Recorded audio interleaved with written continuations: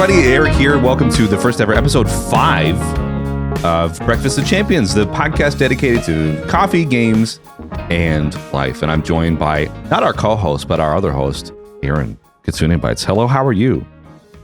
I'm doing just fine, man. How about yourself? How you been? I'm great. I've got one of my favorite mugs.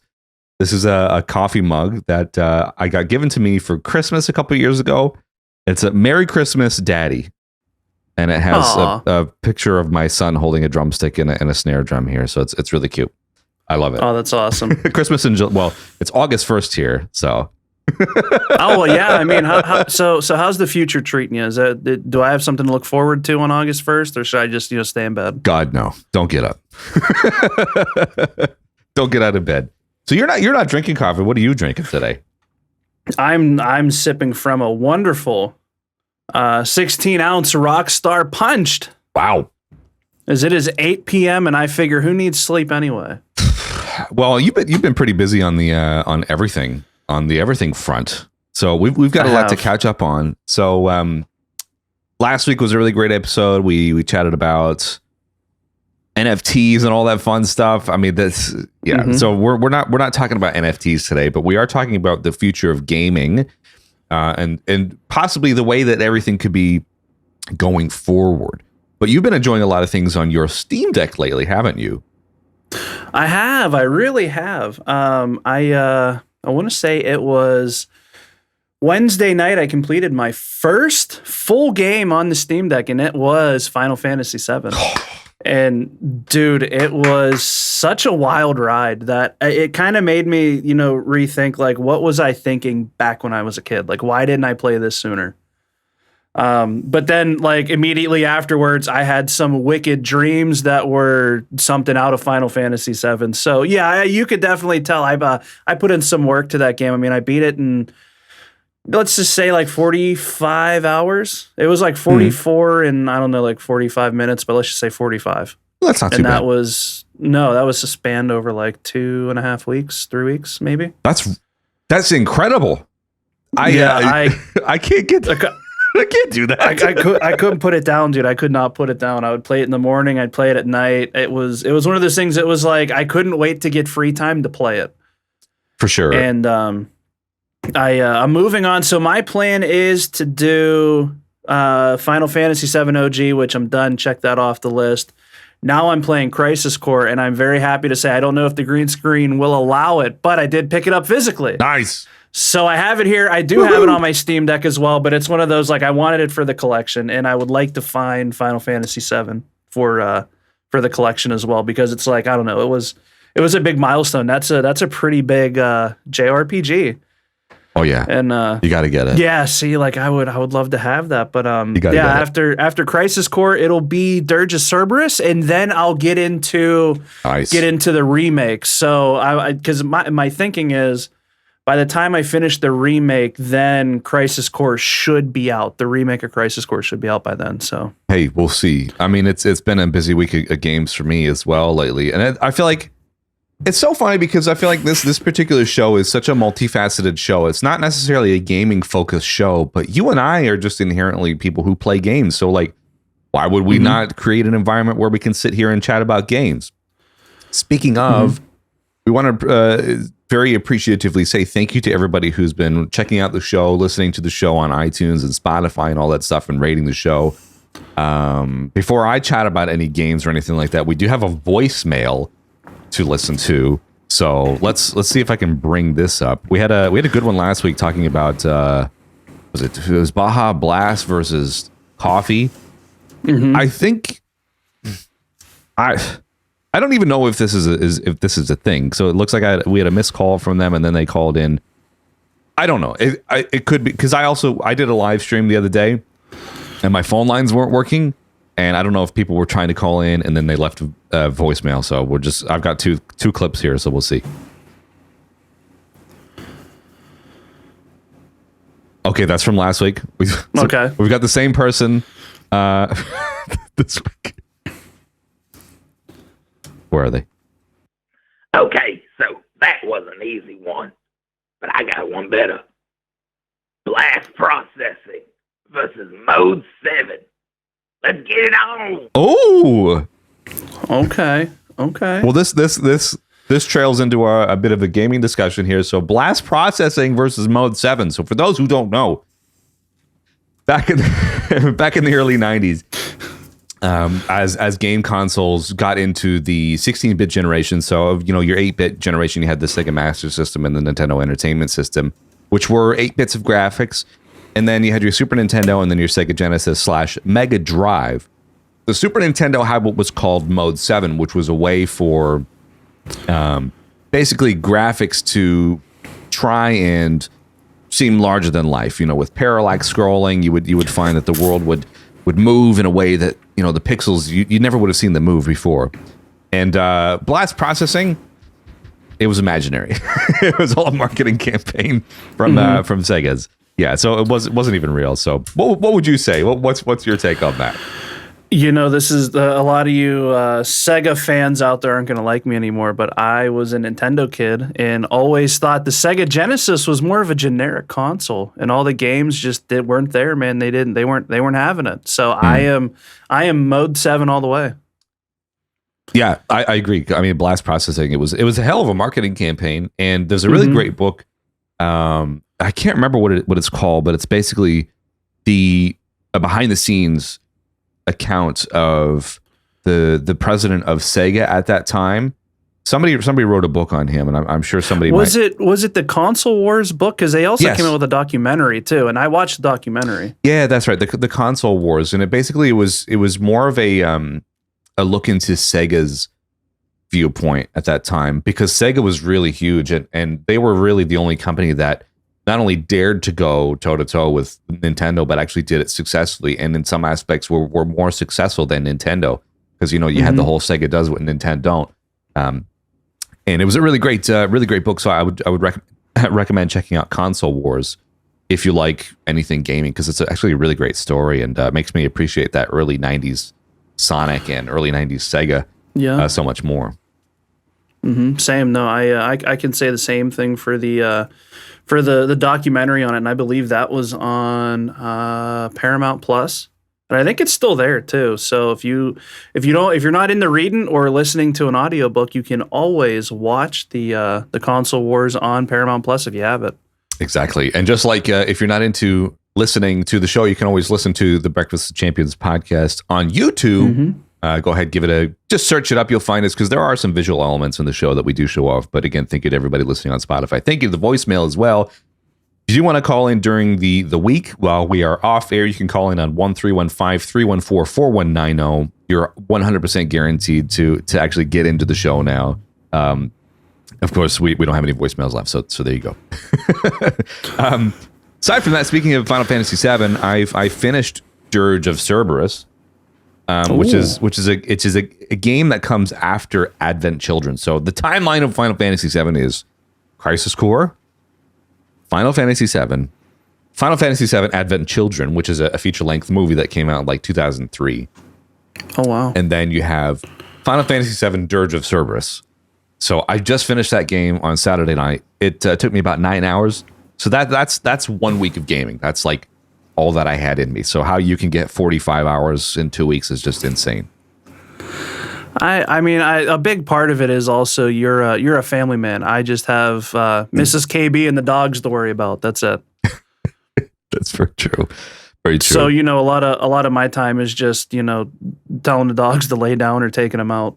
To lay down. So aside from games and stuff, anything else happening in your neck of the woods? Oh man, let me tell you. So last week we were talking about, me potentially getting a motorcycle, and particularly for those Australians getting, it was me looking into a postie bike. And I am very happy to say that it is safely home in the driveway. Oops, not that. We don't want that one yet. We're not talking about that yet. There it is. There it is. Dude, that thing is such a joy to drive, to ride. I can't say drive now, to ride. It is amazing. Look at that.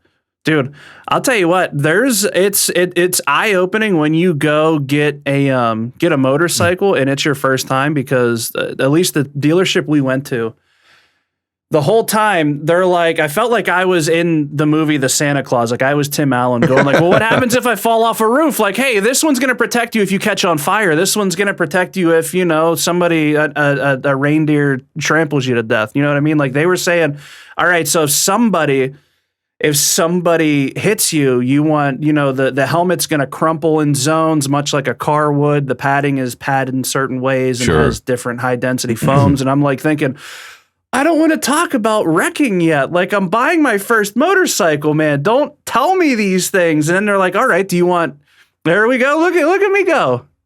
That was actually around the block. And that was at like 10 miles an hour. And dude, I was loving it. Loving it. It's awesome. And, you know, back to what I was saying that with the gloves, it's like, Mrs. KB said a really good point. She goes, gloves are replaceable. It takes a while for your skin to grow back. And the whole reason they want you to have gloves on, if you set it, if you lay it down or you wreck or fall off, first thing that's going to happen is your hands are going on the ground. Mm-hmm. So like, it was a lot to like the process.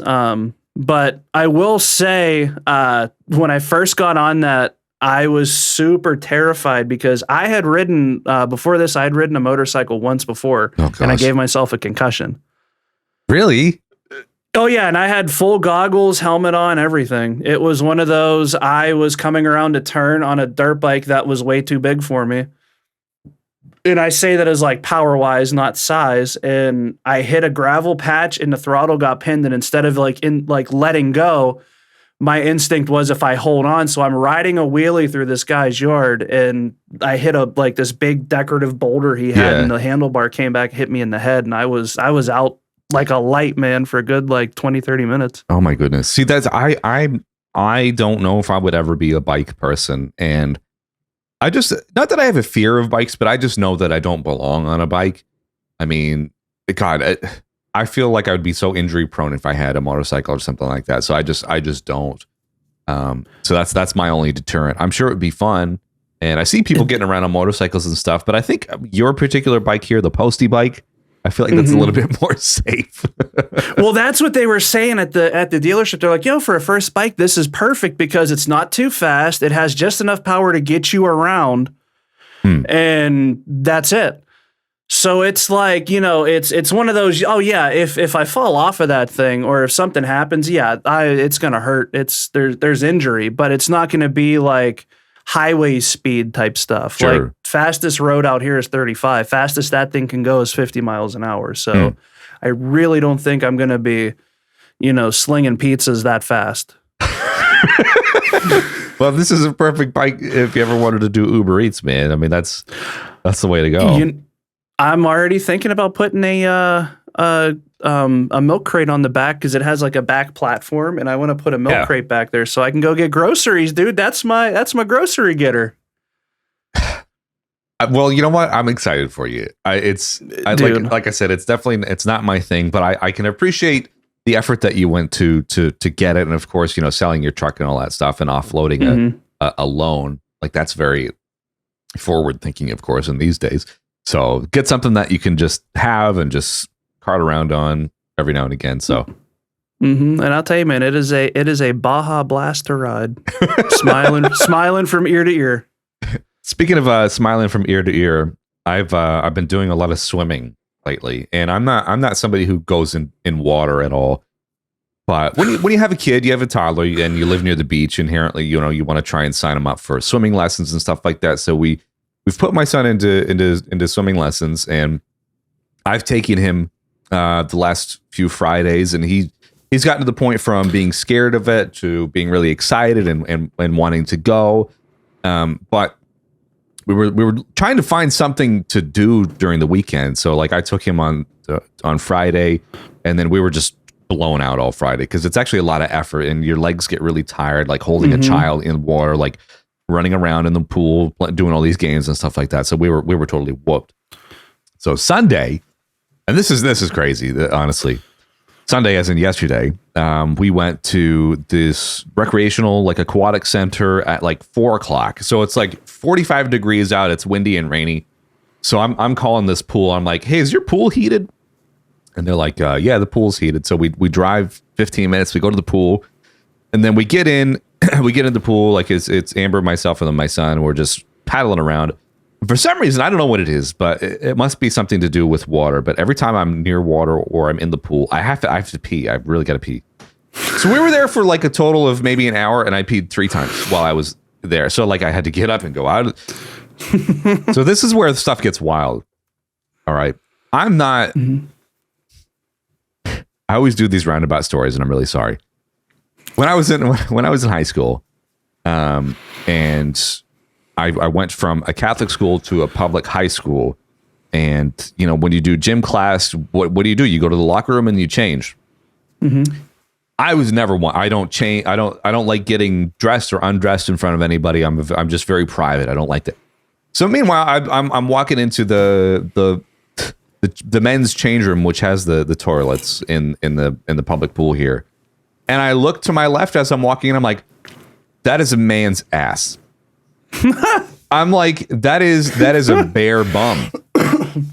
And I'm like, nobody expects to go to the pool, go to the locker room, and see a naked man at like 4:30 on a Sunday afternoon.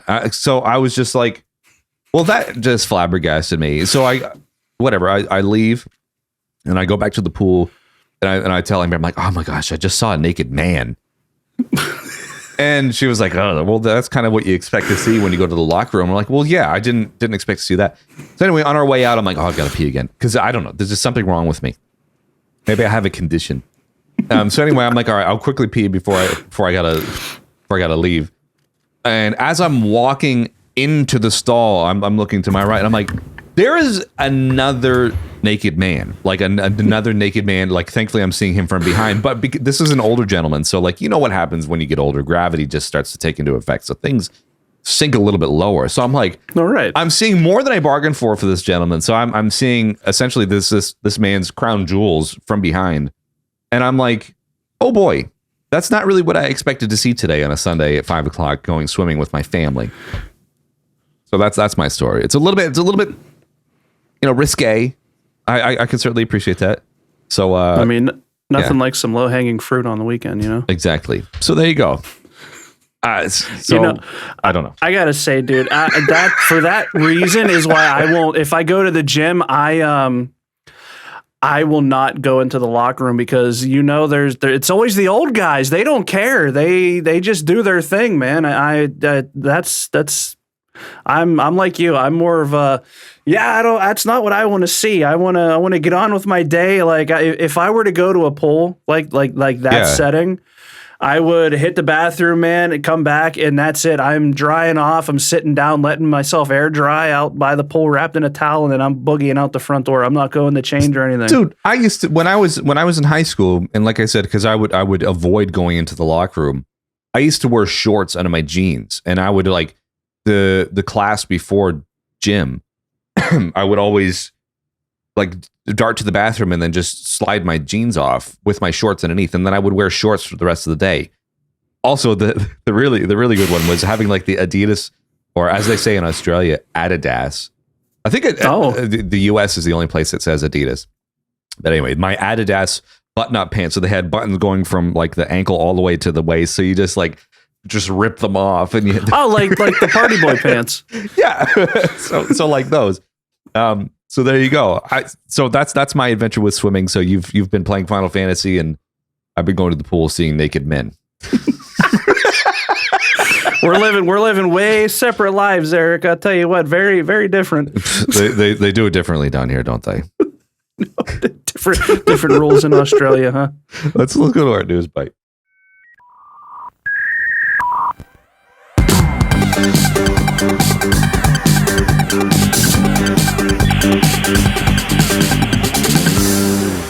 All right, this is episode 5's Newsbyte.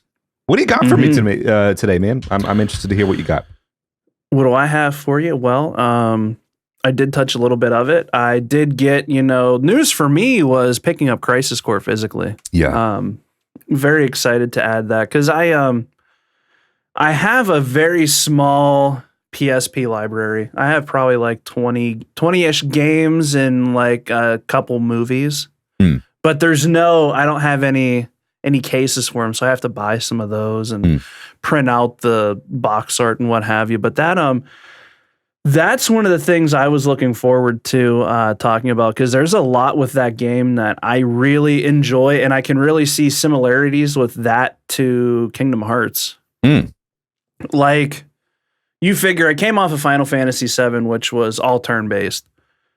Then you go into Crisis Core, and it's like you're running around the map, and then it doesn't go into like a cutscene, but like the screen does that weird, like it puts the blue border around, and then it does the, like, what is it, the DMV or whatever they call it, up in the left corner. And you go, and you're like, you can kind of cycle through your weapons or whatever, but it's still very much like a button mashing game. Sure, I guess. So for those who don't know, what is Crisis Core? What is it? How would you explain it to somebody who doesn't know? I'm just thinking of like my parents. They're probably watching right now. They're like, what are they talking about? Plain and simple. It's the prequel leading up to, I want to say, like 3/4 of the game in Final Fantasy VII. Like, it's giving you all the backstory of everything leading up. Because in Final Fantasy VII, they talk a little bit about it.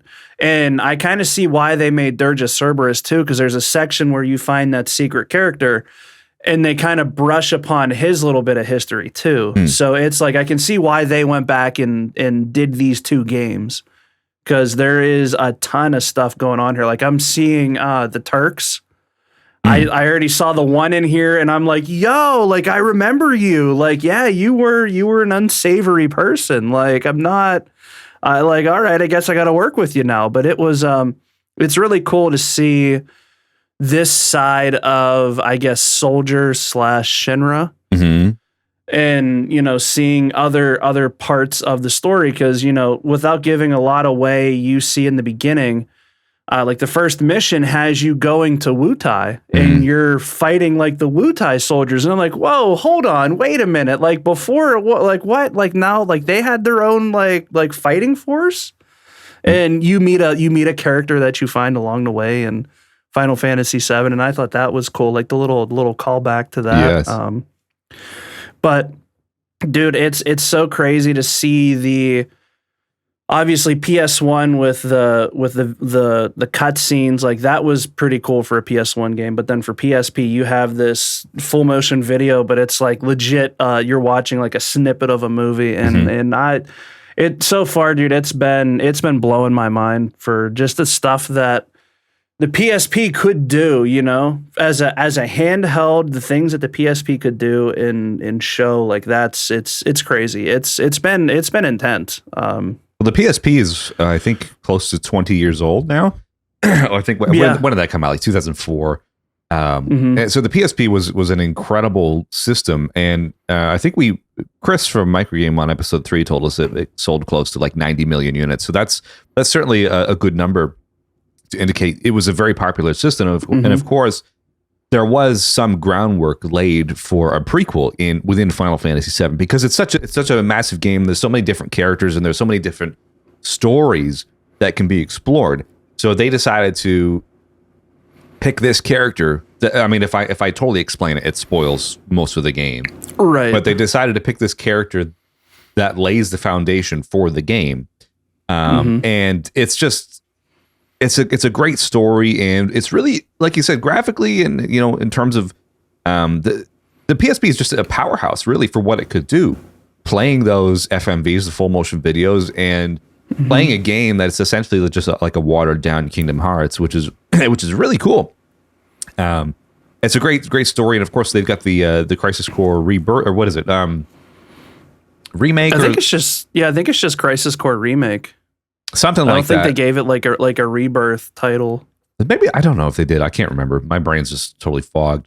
But it's really great. So they're remaking that because they obviously were in the midst of the Final Fantasy VII remake era, and of course, for those that don't know, they're remaking the game in more ways than one.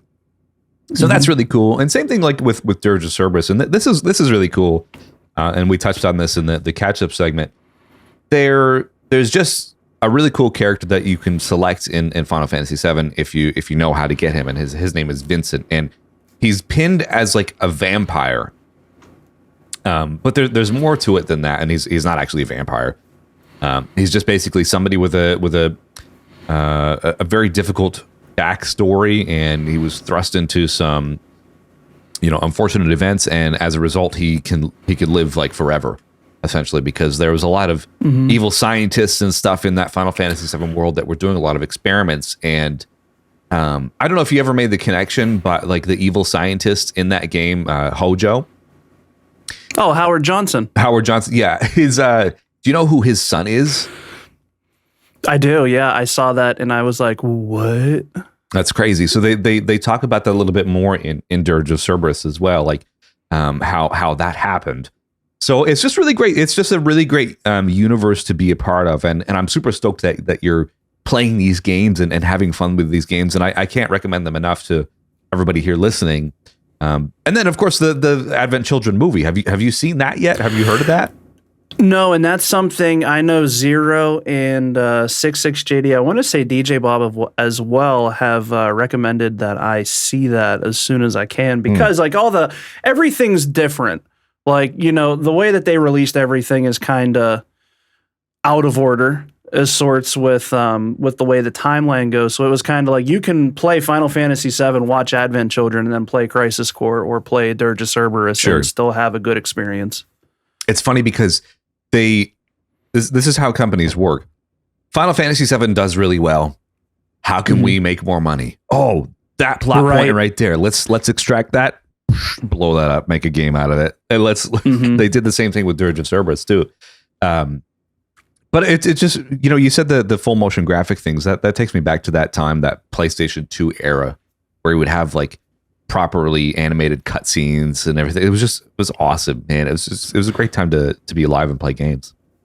It was, and I mean that's one of the reasons why that console, the PS2, still remains king, man. Why that was the best-selling console of all time. Yeah, I'm super stoked. I grabbed one last week, and I've been playing it nonstop up until last night, because I grabbed Xenoblade 3. Did you? Yeah, I downloaded it digitally because I thought we would have I would have a good window of time to play it last night, and I only had about an hour. And like 20 minutes into it, I'm like already falling asleep because I'm so tired. Yeah, but it seems pretty cool so far, and I'm actually quite stoked to get back into it. It's funny that you mentioned that you got Xenoblade Chronicles 3, because that was something else I wanted to touch up on. That game apparently is reviewing so well. And I own Xenoblade Chronicles 1 and Xenoblade Chronicles 2, and I've only played like a little bit of both of those, so I never really fully got a chance to dive into them.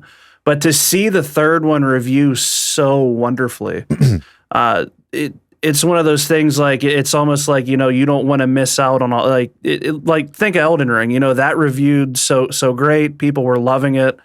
And even I was like kind of bummed out I didn't get a chance to play that when it came out. And that's kind of like almost where I'm at with Xenoblade 3.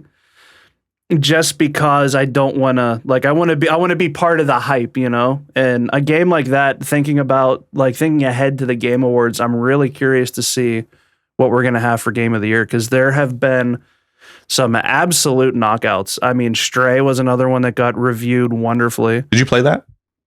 No, I want to, but I want to do it on a sale because I'm not really a cat person. I'm like, cats are cool enough to like go hi and then, and then move on and, snuggle my dogs. Maybe you can mod your dogs into there, because I saw somebody mod Spyro into Stray.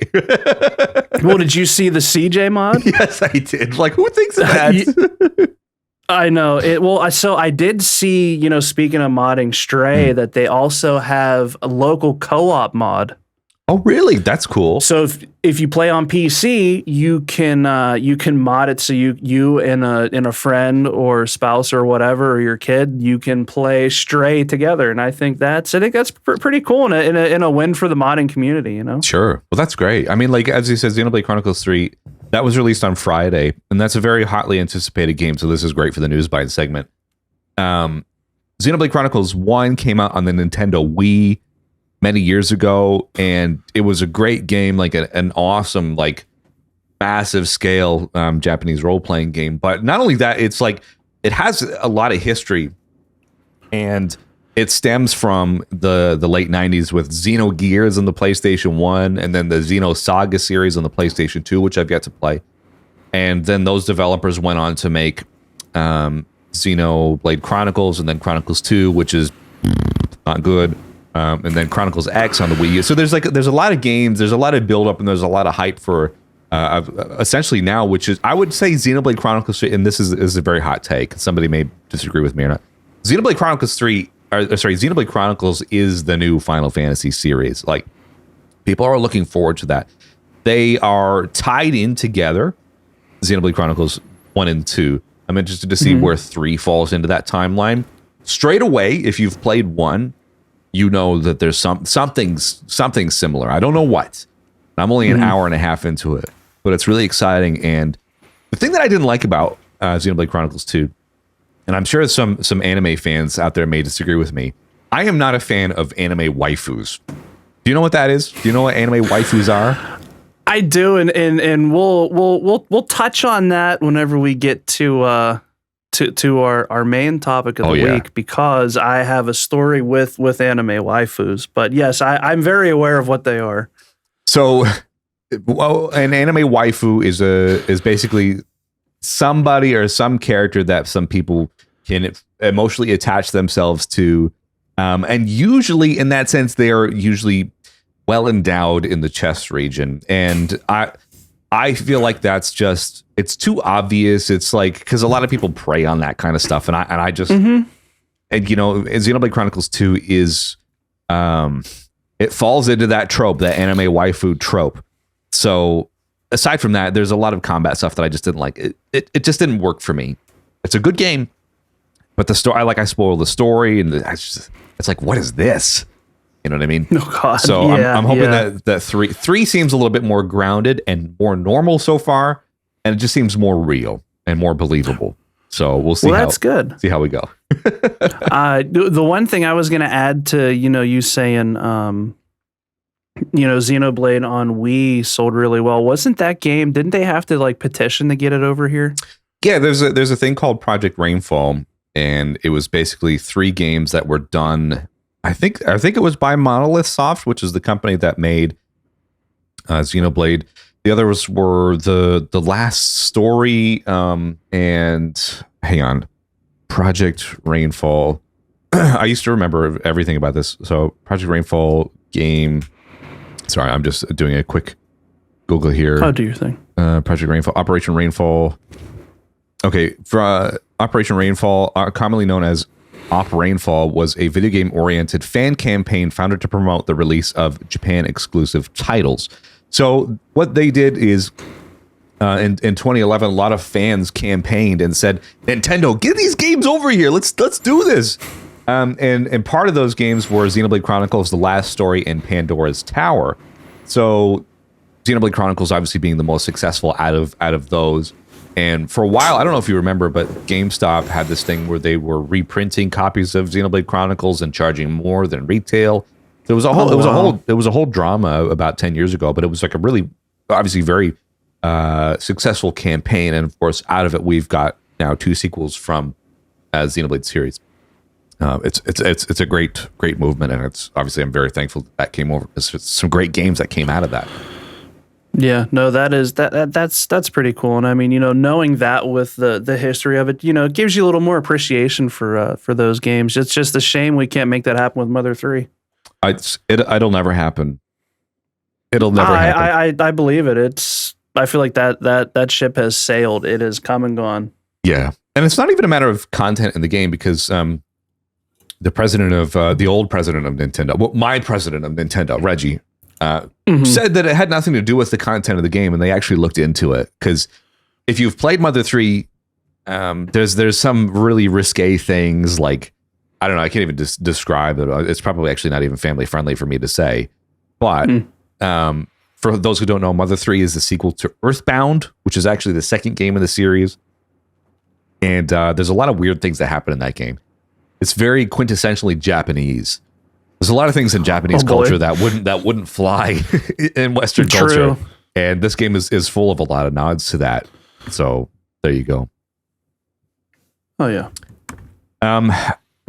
just really quickly for my news bite, because this is something that's news to me, and I'm super stoked to share this, and then we can move on to our topic of the week, which is really compelling. And I'm sure some people are going to hear this and think, "Oh my God, he's really going to say this during the show? What a guy!" Not only do we have podcast merch, which you can grab right now as of filming this at retrogameremix.com/store, because I haven't put up a Breakfast of Champions website, so you can grab the mug and the shirt. Yours is on the way. Like everybody who's bought all the mugs and stuff, they've shipped as well. So thank you so much for buying those. Shirt as well. There was a request for a Breakfast of Champion undies, and we haven't added them to the store yet. And I'm just thinking Breakfast of Champion undies. That's really funny, because it is. You can Yeah. Aside from that, so you got your bike. I had some really exciting news, and this is a really cool partnership with me that I wanted to share because I'm just super stoked about it, and it's really important for me to connect with smaller creators and creatives in the circle of friends that we have. Because when you sign on to start doing Twitch, you never really know where you're going to go, right? So I've been doing Twitch now for 14, 15 months, and through it, I've met you. I've met all these great people in the community. It's been really great. And through that, I met my friend Super Derek, and he had a line of merch go up, and I bought one of his shirts because obviously we want to support our friends, so we buy the things. And I got talking to the people that made his shirts, and they offered to make a shirt for my Retro Game Remix project. So we launched that the other day. So that's honestly, that's really cool, and that's a connection that I couldn't have made if it weren't for me doing all this stuff. I just think that's really cool. I agree. And I personally, I think the shirt looks great. I know for me, I was waiting for some things, obviously, this weekend to take place, so then I can go, yep, I can finally, pre-order my shirt. So, oh yeah, I mean, if anybody wants to grab one, switchwicked.com, you'll find it there. Pre-orders close August 12th. Yes, Crosif in the chat, underwear. Somebody has requested Breakfast of Champions underwear. What was it? Beowulf in the chat the other day said, for those who want to eat muffins and cake for breakfast, the Breakfast of Champions underwear. That Beowulf, he's a real stand-up guy. He's a funny guy. He is, man. He's awesome. Let's go to our topic.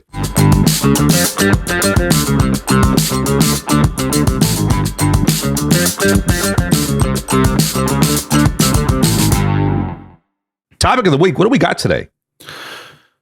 Topic of the week is VR, virtual reality. Is it the future of gaming? What do you think? I'd like to think it's part of the future of gaming. Because I myself own, in this house, we have 3 VR headsets. We have PSVR, Oculus One, and Oculus 2. And me personally, I'm blown away with VR. I'm blown away with the way VR immerses you in the game. Like you know how it is when you play a game and it hooks you. And you get so attached to those characters, you get so attached to the environment that you know it like your own neighborhood. You know what I mean? Yes, that's exactly right. And it's really cool to see and feel that kind of experience, but you're actually in there. Like there's a ton of games, and me being the nerd that I am, I had a plane sim, and it's a World War I plane fighting simulator. And because, like I said, I'm a nerd, I sat there and I'm sitting on the couch with my headset on, and I put a fan in front of me. And as I'm flying this airplane, I have the wind blowing on my face, dude. And let me tell you, there was a part where I was looking out the cockpit, I'm looking down, and you had to physically grab the bombs and then drop them.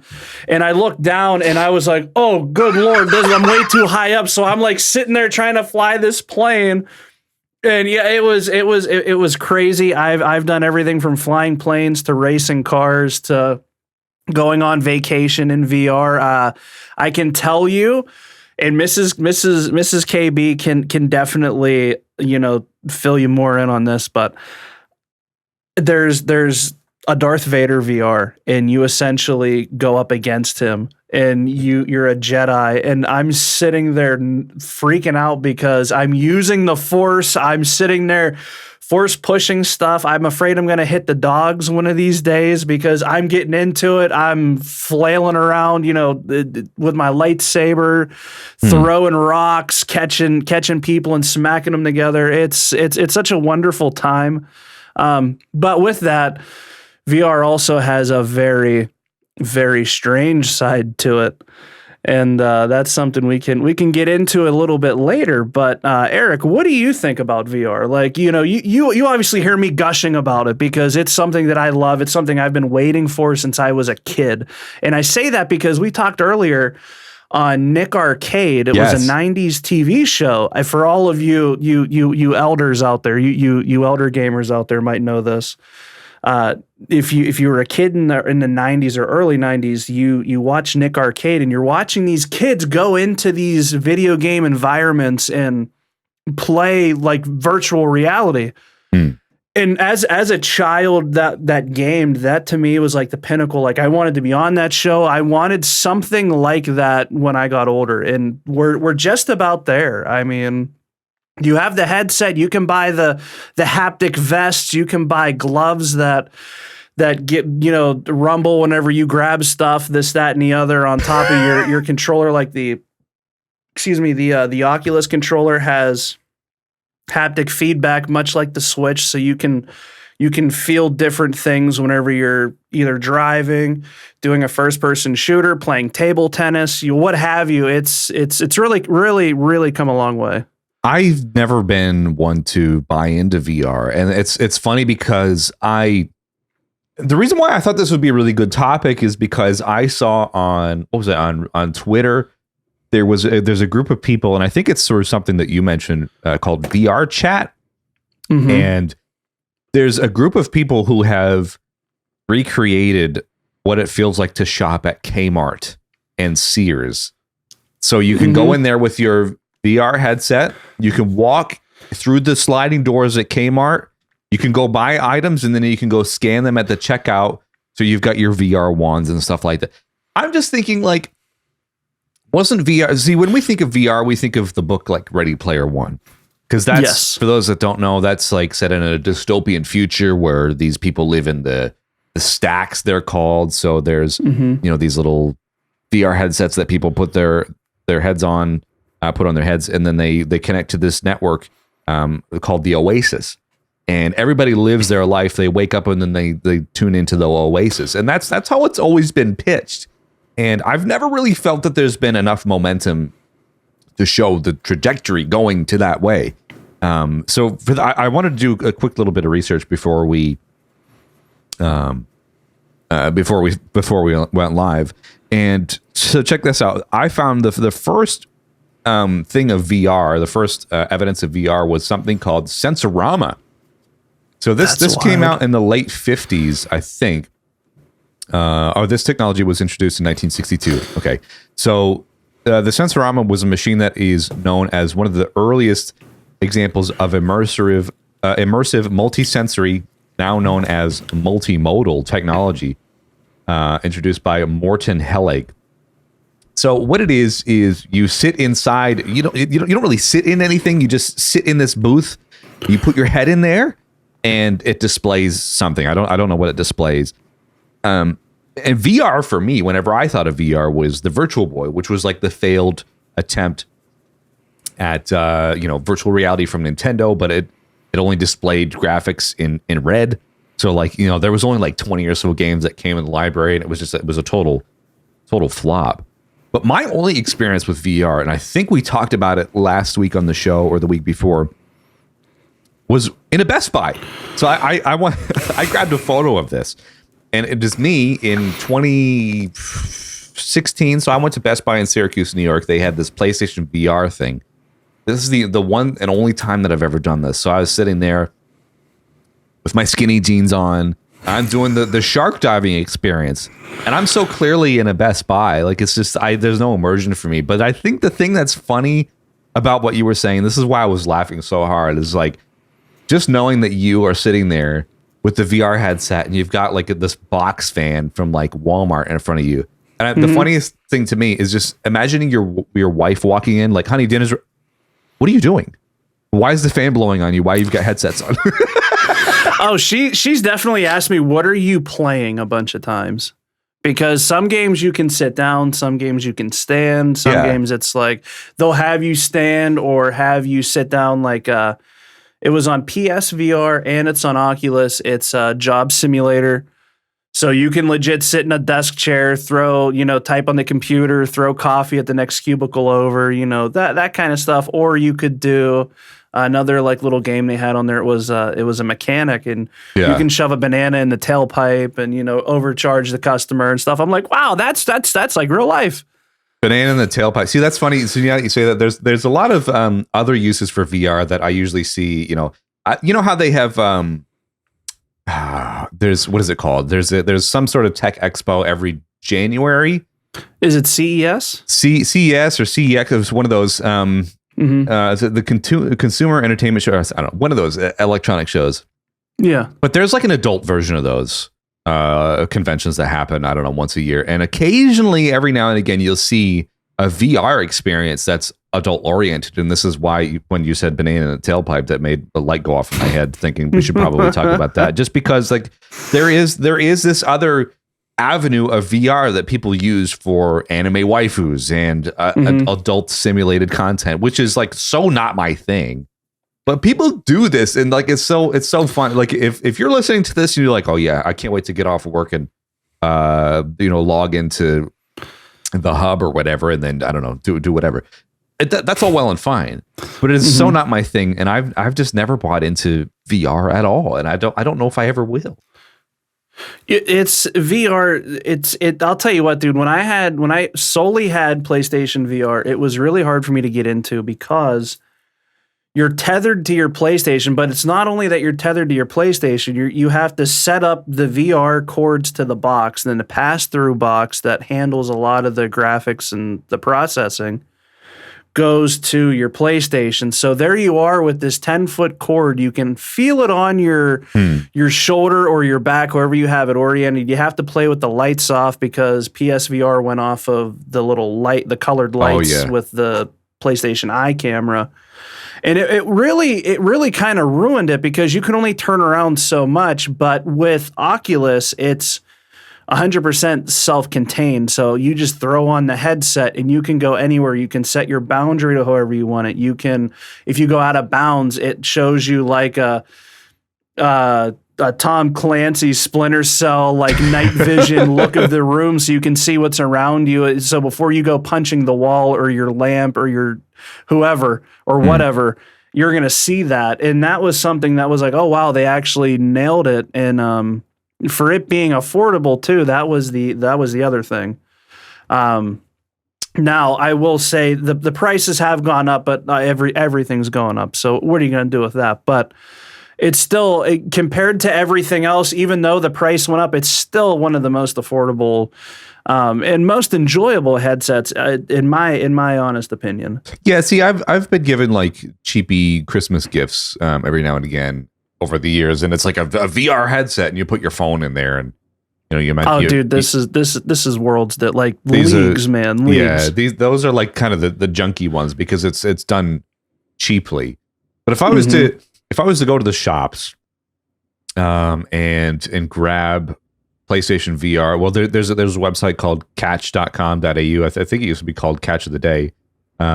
Right now, I can get a Sony PlayStation VR version 2 Mega Pack 3 for $539.95. It comes with PlayStation World, Skyrim, Astrobot, Resident Evil, and something Golf VR. So I thought about getting something like that when it first came out a couple years ago, but I just couldn't justify spending like $400 or $500 on a VR thing. And I always felt that in order for me to make the jump to VR, I feel like there would have to be some sort of killer app. And I just never felt like there's been anything that I would really like to truly play in VR, other than Virtual Boy, like just because I like Nintendo and it's like an antiquated thing and I'd like to buy that just for the sake of having it. But aside from that, man, there's never been anything that's hooked me.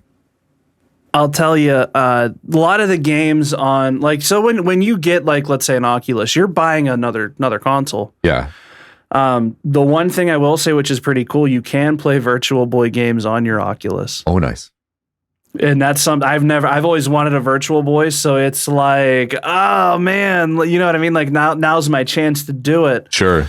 But you know, it's the games aside, a lot of people, and this is going to kind of segue into VR chat. A lot of things on VR are more meant to bring people together to have this experience. Like you could be you well, not could be, but you can be in your game room in Australia. I can be in mine here in America, and we can be in the same room together. We could we could watch TV together. You can stream stuff to the headset, so like both of us can see it, or you can actually stream games. So you could stream your Xbox or your PlayStation within, I want to say, VR chat. You can also do work on projects too. So like they have different like rooms pre-made. There's also different apps too for like productivity, entertainment. Like there's a movie theater app where you can go get your fake popcorn, sit in your movie seat and throw popcorn at your face while you're watching somebody streaming a movie. And that stuff's cool. But so far what I've noticed a lot of people use is VR chat, and oh boy, it's can of worms. It's a time. It's definitely a can of worms. So I never really messed around with VR chat because I'm like, it's got to be just a bunch of, and I don't want to sound rude, but a bunch of weirdos or children. You know what I mean? Yeah, sure. Like, well, to be expected. Right. And I heard the Kmart and Sears thing, and having worked at a Kmart when I was in high school, I'm like, yo, I gotta go to Kmart. Like they're extinct here in America. So yes, they are. Same with Sears. So it was kind of one of those, yeah, let's go check it out. And it was amazing to be able to go walk the aisles at Kmart, hear the crappy music they used to play, see a blue light special, I was just gonna say I'm the just blue light pushing special. my shopping cart, just living my best life in Kmart.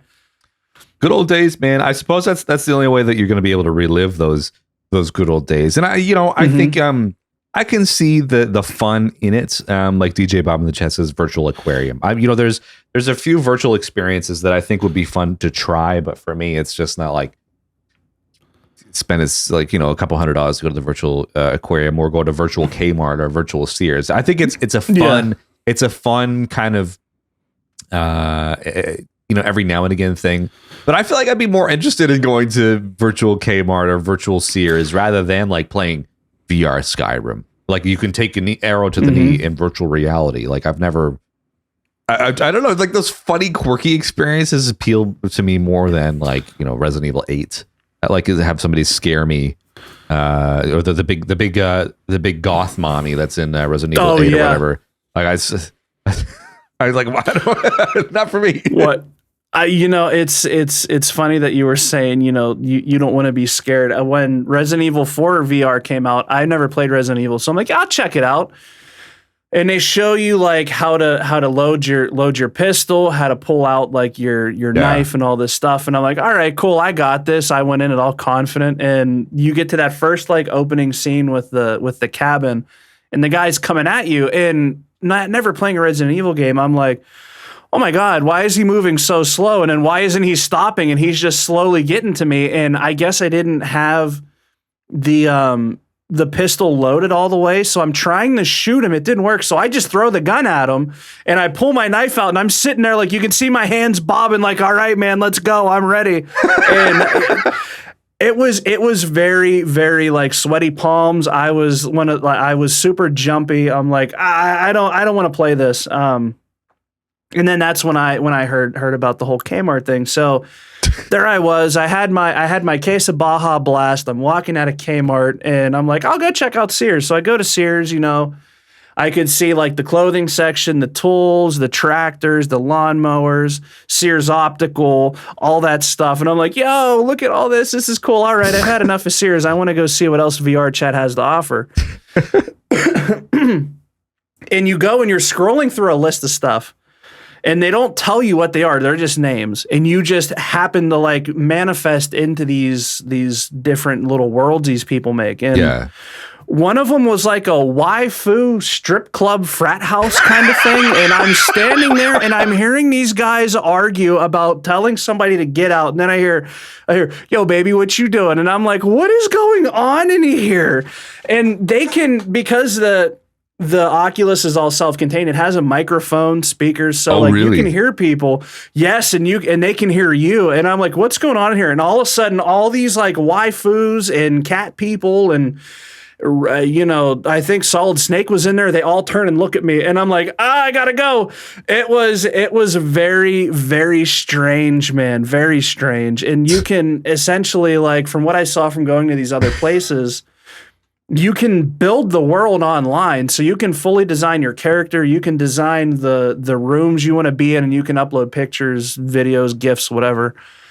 And I'm like, what is going on? Like, why is this here? Because this is very, very strange, and I haven't gone back. Man, that'd be a hell of a thing for Mrs. KB to walk in on you on. Like, honey, your dinner's ready. And then all of a sudden it's you and then Solid Snake in a waifu club.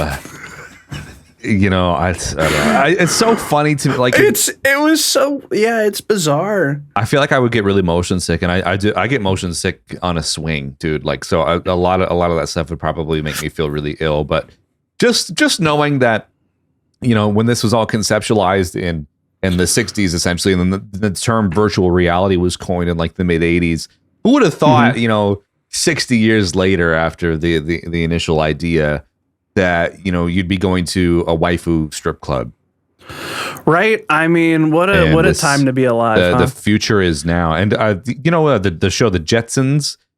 Yes, the George Jetson and whatever his name was. He was born July 31st, which is the date for you right now. It's August 1st for me, but we are in the future. We've officially crossed over that threshold, so the future is here. And is VR the future for gaming? I don't know. It's yet to be seen, but it's certainly just another experience that people can partake in. So if you're watching this after the fact, if you're watching on YouTube, drop a comment down below. I would love to know your thoughts on VR. But yeah, as DJ Bob says in the chat, the internet was a mistake. My God, the internet was a lie, just like the cake. But speaking of the internet, we've got some really cool things to connect with you through via the internet. So if you want to call into the show, let's jump on over to our brand new segment called "What's That Sound?" with a jingle that it's just a song. It has nothing to do with what's that sound. So here it is.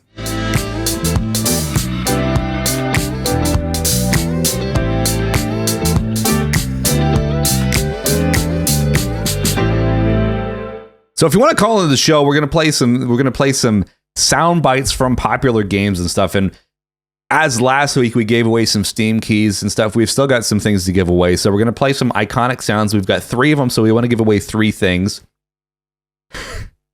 I just, it's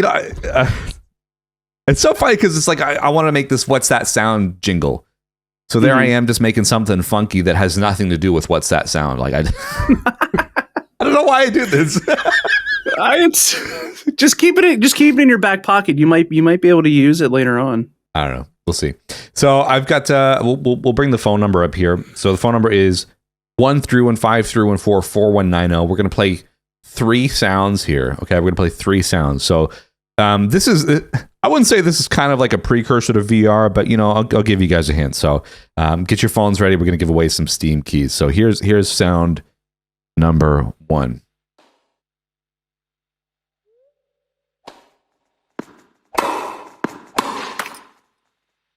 What's that from? So if somebody wants to call into the show, 315-314-4190. Do you know what that sound is? Do you know what that sound is? I know what that sound is. I'm going to be very disappointed if they don't know what that sound is. We've got a call straight away. That's what I like to hear. Hello, welcome to the show. Who are we talking to, and what's that sound? It's Mellark. Oh, hello. How are you? Hey. Good. How are you? We're going well. I'm sorry, Aaron cannot hear you as usual. That's my fault, but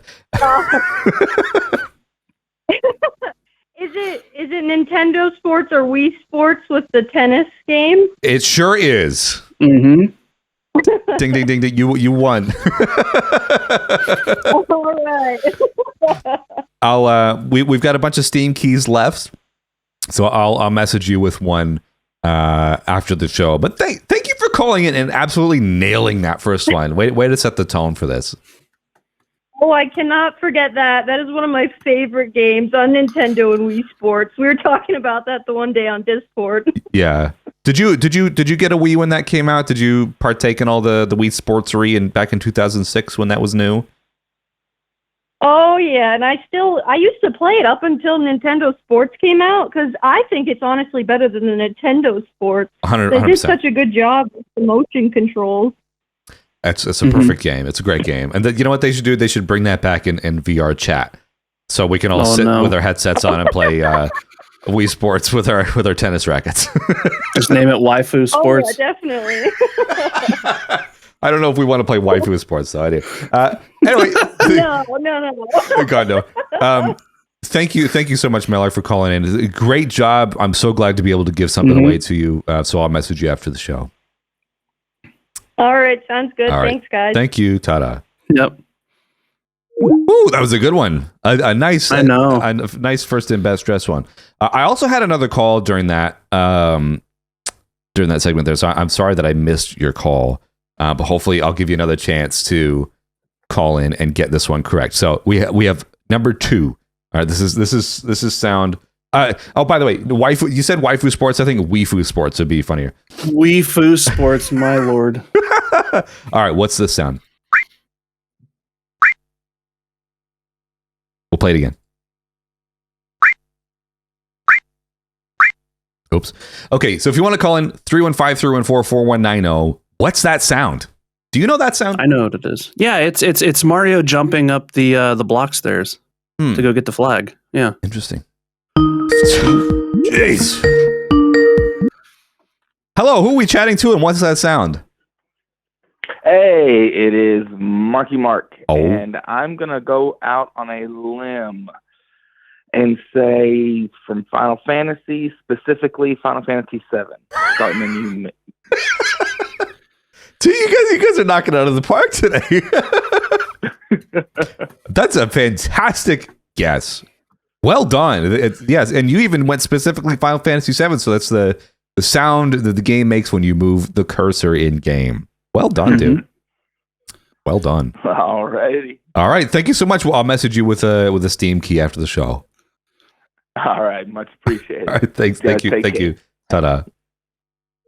Have I made this too easy? You might have. Well,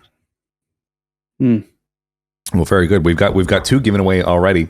I've got one more here that I haven't showed you. If anybody can call in and tell me this one, and specifically what video game it's from, that would be great. Oh, I know what it is. Do you? Oh yeah. Maybe I've made it too easy. So if you want to call in and guess this sound, 315-314-4190. Oh my gosh, it's so loud. So if you want to call in and guess that one, we've got 2 out of 3 people have guessed correctly so far.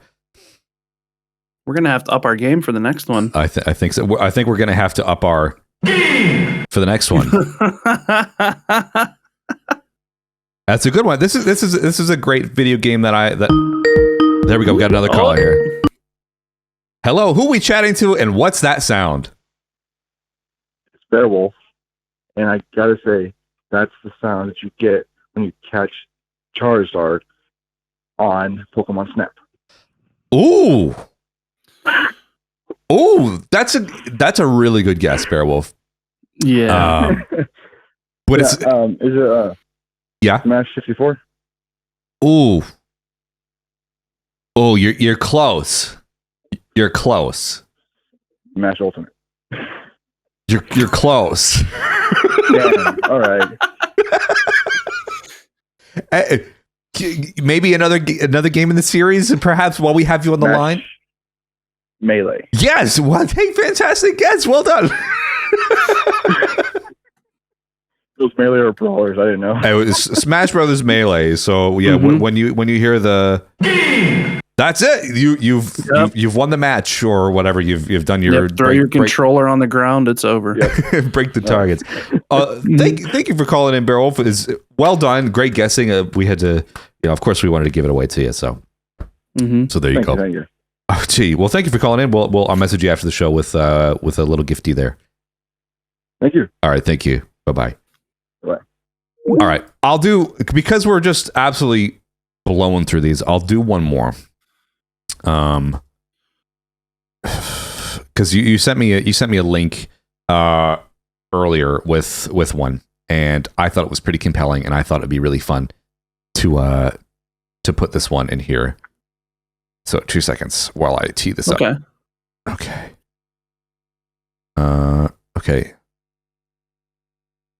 Okay. I think I've got it. All right. So we're going to do one more. We're going to give away one more sound. Do you guys know what this sound is?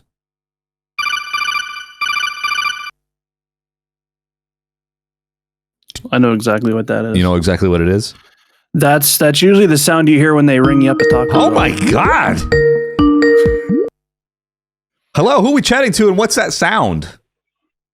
Hi, it's Kenzelby Extreme, and that is definitely from Metal Gear Solid. Oh my God, Kenzelby. Hey.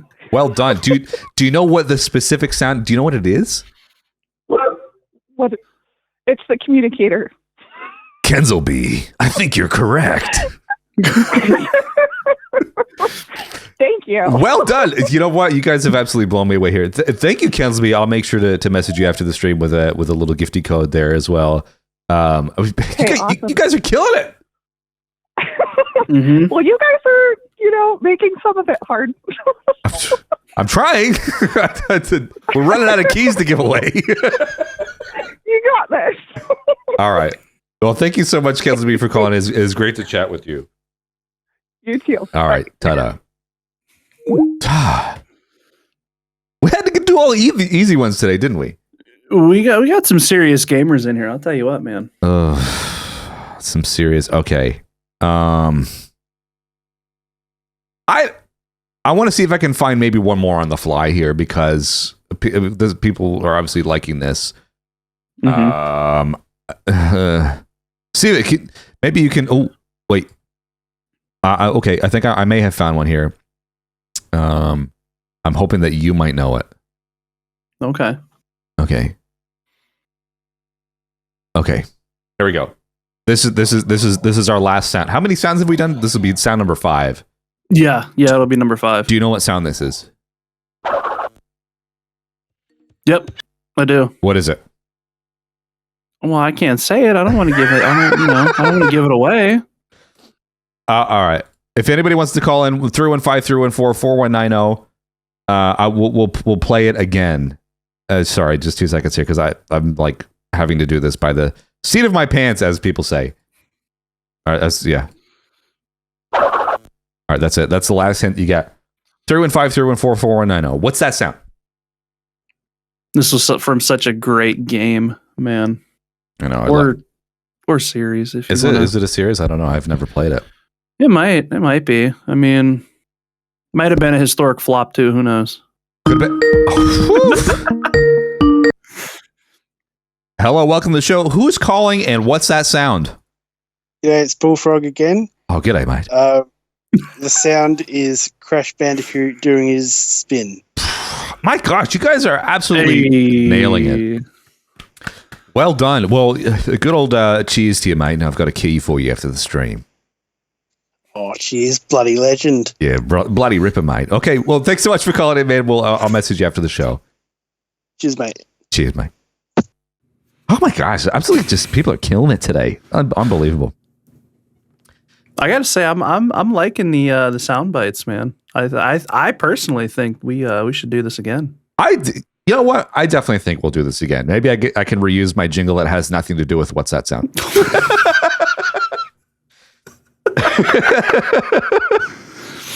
Very good. Well, let's transition back to the show. So thank you so much, everybody, for calling in. We've given away 5 things today. I hope we have 5 things to give away. If not, I'll buy some other keys for people. I think we do. We definitely had some leftover. All right. Very good. Well, speaking of leftovers, let's go to the leftovers here.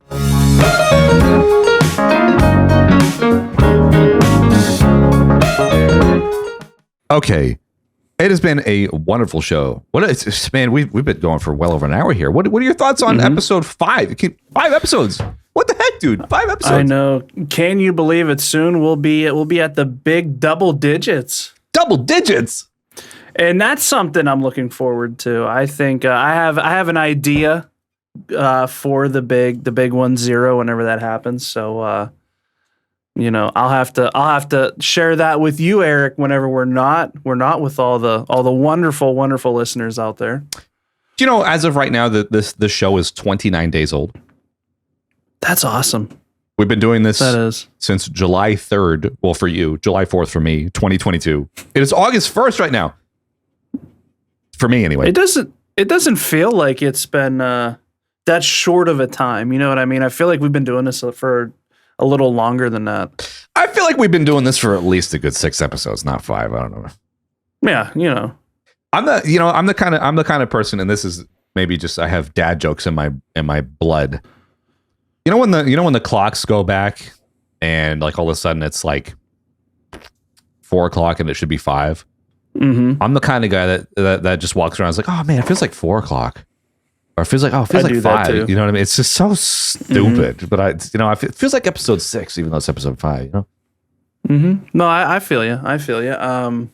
Yeah, it's this was a good one and a great topic too. VR. I mean, I think my closing thought on all of it within this decade, I can see VR becoming much more than it is, and I can see it being a little more mainstream than just like some little side niche for people. For sure. And like I said, it's still in that niche-y kind of category. Mm-hmm. But I'm still waiting for that one killer app to do it. And I think it'll happen. The other thing too that I like about VR headsets, and this will piggyback onto everything that we've chatted about today, is I know you can route specific video feeds to your headset. So like you can play your Switch through your VR headset, right? Like you can actually view it on there. Is that correct? Surely you can do that. There's ways you can do it, but it all has to be either the console or whatever you're trying to go through a computer, or your headset is tethered to your computer somehow. Okay. So you could do it like wirelessly or wired. It all depends what you're trying to do. Well, I suppose if I had my Switch hooked up to my capture card on my PC and I could view it that way. Yeah, I want to say you could definitely do it that way. Interesting. I mean, there's so many different companies that do it. Oculus. I think Oculus has probably been the biggest name. You've got Facebook and their whole metaverse thing, and then you've got other people that have done different offshoots. Like, you've got Sony, and didn't Microsoft say that they're trying to do something, or they just never got off the ground? They're working on. I know Microsoft has their own department working on like augmented reality. So it'll be more like, I don't want to say more like Ready Player One, but if you guys remember watching that movie where they had their headset on, but they could still see through it. But you know what I mean? Like there's things happening, like that's starting to become more of a thing. Like I know there's augmented reality glasses, and I recently watched a video where there's contact lenses. So like if you ever watch all those spy movies, they pop into contact lens and they're seeing all their different computer screens and analytics and stuff like that. That's actually becoming more a reality now. So it'll be really curious to see how far the virtual reality space goes, and that with augmented reality. Do you remember Google Glass? I do. I actually remember seeing somebody out in the wild that paid like $2,000 for that, and they looked absolutely ridiculous. As you would. And I think that the one complaint with Google Glass, well, for those who don't know, it was Google's attempt at not virtual reality, but I suppose augmented reality. So it would display things. You would have your glasses and it would have like a heads-up display, so you would see things in your lenses that could interact with real-life things. And there was a lot of privacy concerns for that back in the day, and of course I think they canned it as a result. But imagine Google canning something for privacy concerns. That doesn't sound right. No, not at all. For a company that it's probably listens in on you with your Alexa and stuff, and I think this, to some degree, people, you know how people can black out their webcams on their iPads and computers and stuff like that. I think people are right to do that.